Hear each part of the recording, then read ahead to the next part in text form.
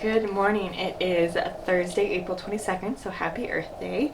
And I wanted to open up and start a new reading vlog. So I am done with a couple of the other reading vlogs that I had planned, and that is the Lord of the Rings marathon. I also marathon the ACOTAR series, and I will post the TBR video that I'm referencing below. But in that TBR video, my most recent one, I mentioned that I was going to do those two vlogs and then start with some new vlogs, and I wanted to draw prompts from Fairy Loot tarot cards, where I'd added a prompt to different tarot cards, drew some reading prompts, and I'm going to start with reading books that are the start of a new series. So in this vlog I will be talking about Ship of Magic by Hobb. This is the first book in the Live Ship Trader series. I will also be talking about All Systems Red by Martha Wells, and I will also be talking about Breach of Peace by Daniel Green. So I've started a couple of these, but I'll get into a little bit more about them as I read them. So let's start with Ship of Magic. I am a little bit over, actually halfway through this one. I meant to open up this vlog earlier, but yeah, it is what it is. And as I mentioned, this is the Live Ship Trader series. This is the second trilogy in Hobb's Realm of the Elderling world.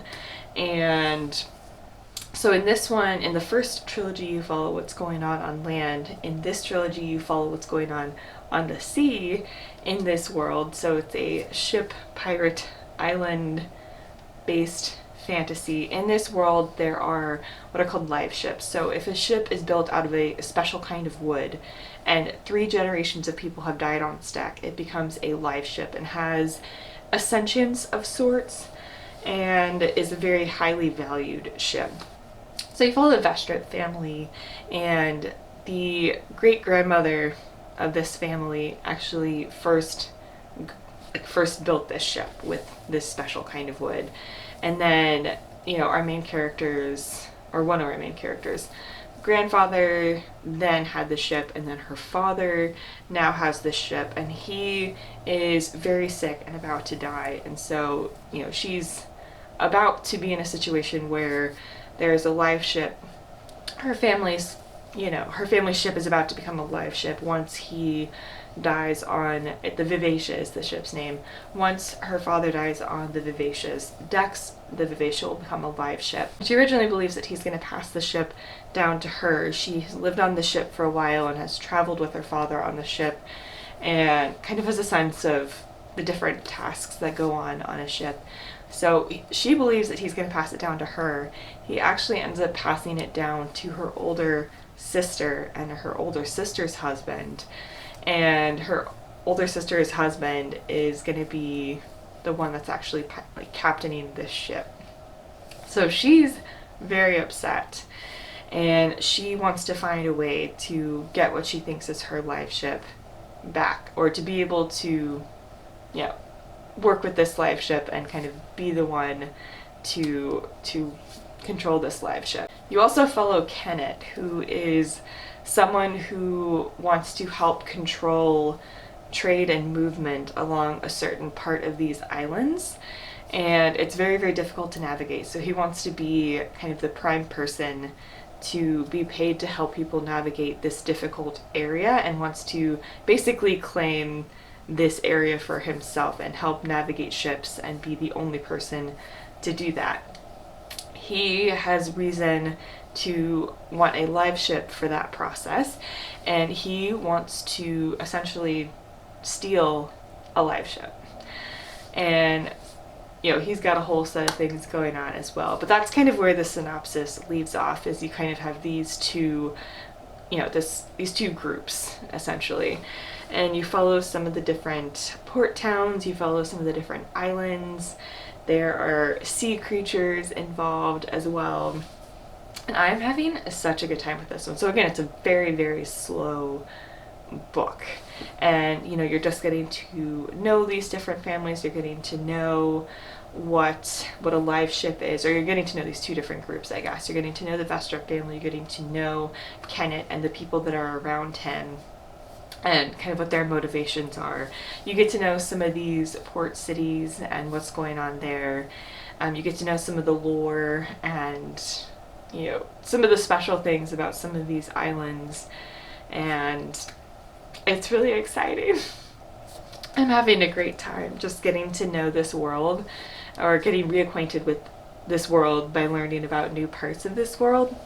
It's so much fun. The synopsis also does mention Wintrow. So Wintrow is the older sister's son, so our main character's nephew. And he actually has been promised to a life of religious servitude, and actually has really wanted to follow that path, but is kind of forced by circumstances and his horrible dad to, you know, come back and serve on the Vivacia once the Vivacia becomes a life ship.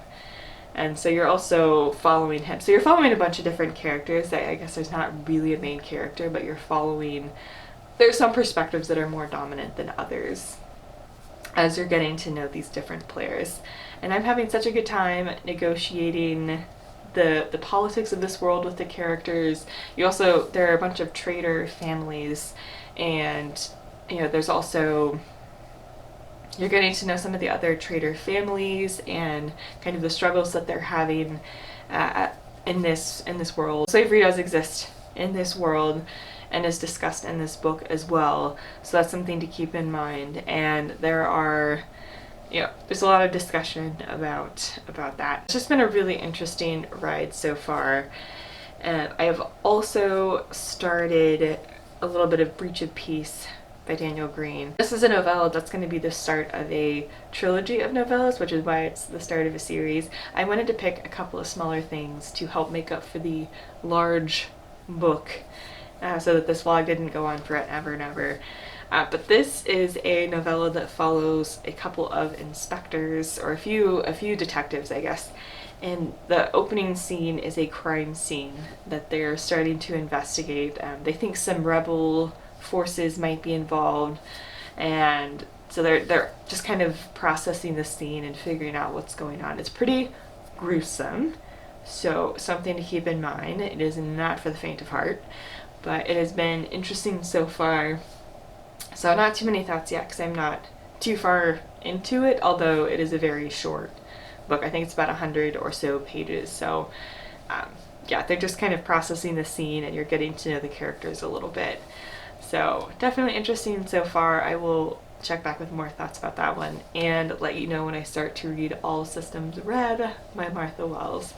So I will check in later. So it is Saturday, April 24th, so here to just check in. I'm not too far from being done with Ship of Magic. I'm more than 3/4 of the way done. I think I have 4 hours or so of listening time in the audiobook, and I'm still loving it. It's just so interesting. It's definitely starting to heat up a lot in the latter part of the book. I think this is what happened with a lot of the Farsi or trilogy books too. It's very, very slow, especially for the first half to 2/3, and then it very, very quickly starts to ramp up, and some of the puzzle pieces that she has in different parts of the story are starting to come together. And so we have, I think I gave kind of a very basic description, but again, we have Althea, who thought she would be taking over her family's life ship, and instead it went to her brother-in-law and her sister. Her brother-in-law is the one that is actually captaining the ship. Kyle is his name.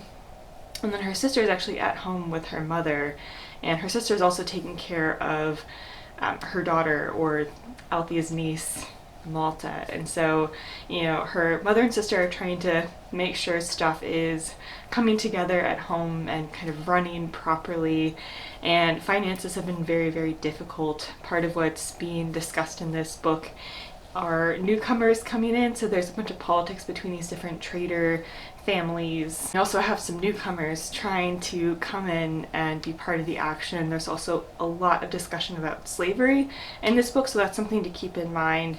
It's especially heavier in the latter part of the book. Part of the discussion that's going on is whether or not slavery should be allowed in some of these islands and in these cities. And so that's something to not just only keep in mind in the book, but especially later on, it's a very heavy part of the discussion. But that's part of the politics of what's going on. I also love the discussions about gender in this one. So Althea has a plan to try to essentially be able to take back what she believes is her ship, her family's ship that she feels rightly belongs to her, and that she should be the one to help take care of that ship, that live ship. And so she has a plan to, or at least the workings of a plan to try to get that ship back.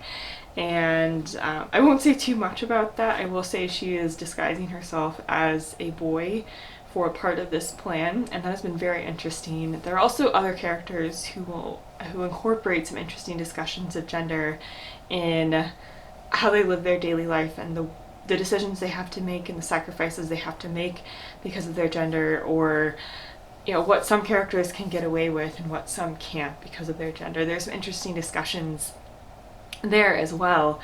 And you also follow Kyle's son. I think I mentioned a little bit about him. So he was training to become a priest. I think I had mentioned that.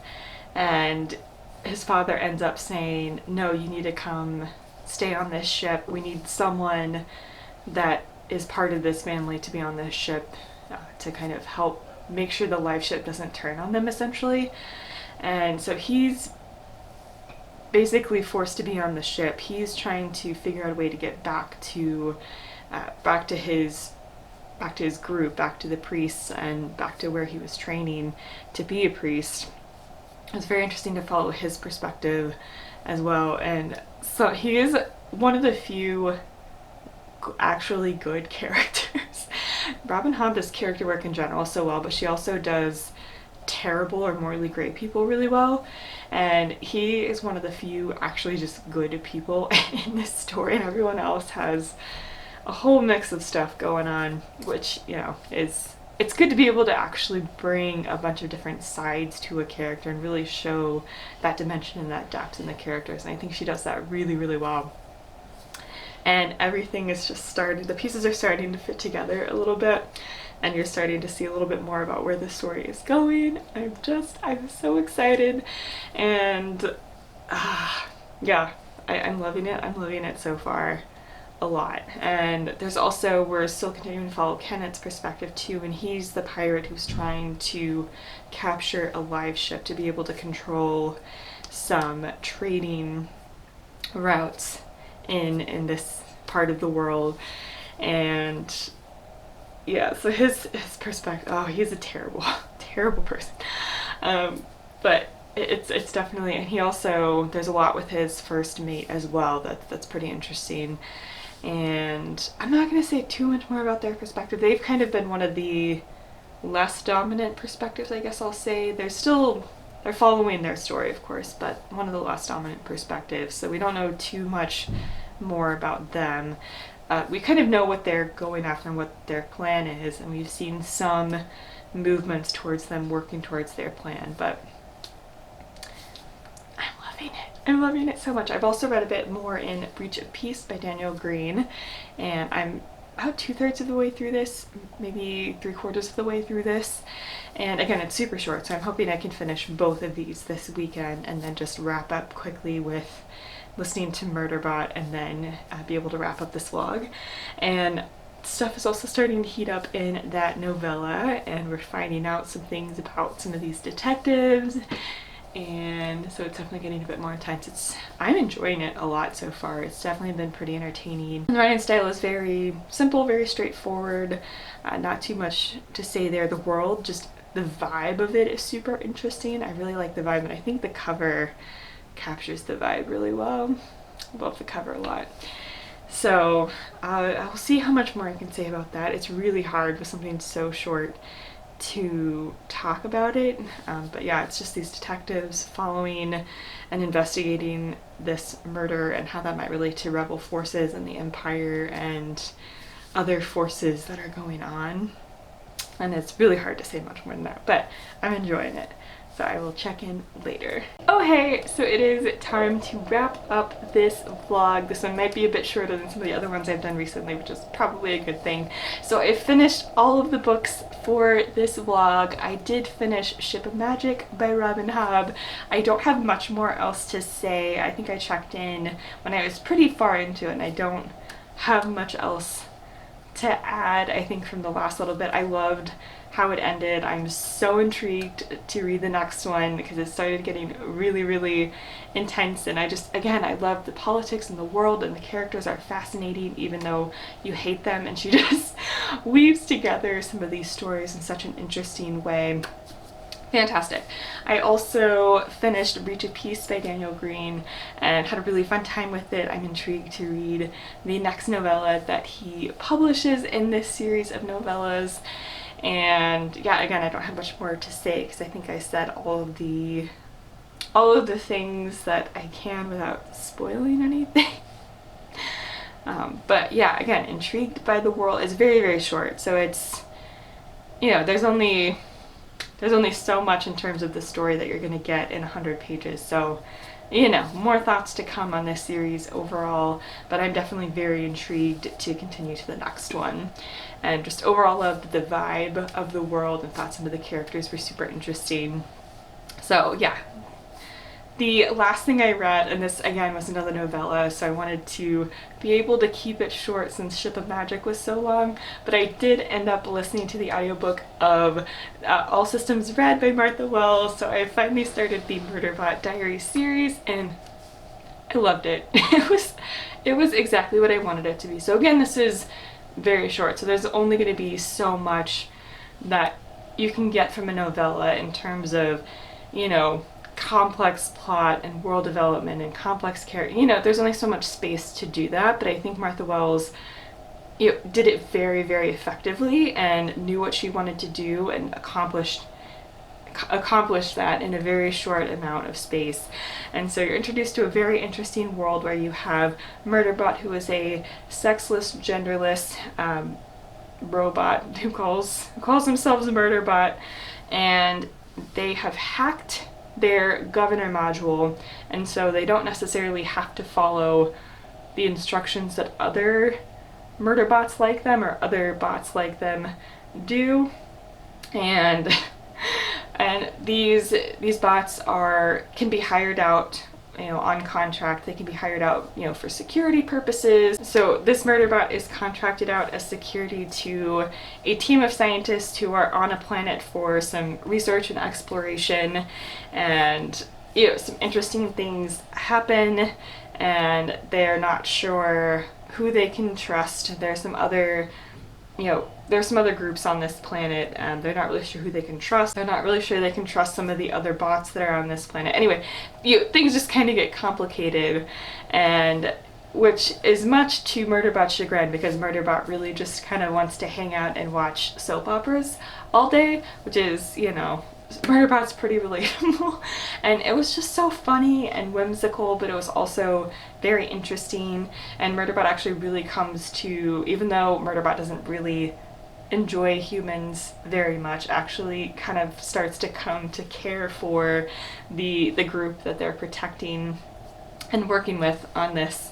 And, you know, it's super interesting, it's super funny, and it was exactly what I thought it would be. It was exactly what I wanted to get out of that novella, and I'm very excited to read the rest of them. I really enjoyed the audiobook as well. I thought the narrator did a really, really fantastic job, and so fun, so fun. I'm super excited to read the rest of them. So that is going to be a wrap on this vlog where I read the first book in some new series that I was excited to start. I think overall it was a huge success. The next reading vlog that I have just started is the romance contemporary reading vlog, so that'll be the next one that I post. Thank you so much for watching. I'll be sure to link my Twitter and Instagram down below. That's where I like to hang out, and I will also be sure to link more resources about how you can support the Black Lives Matter movement, and I will see you in the next one. Bye.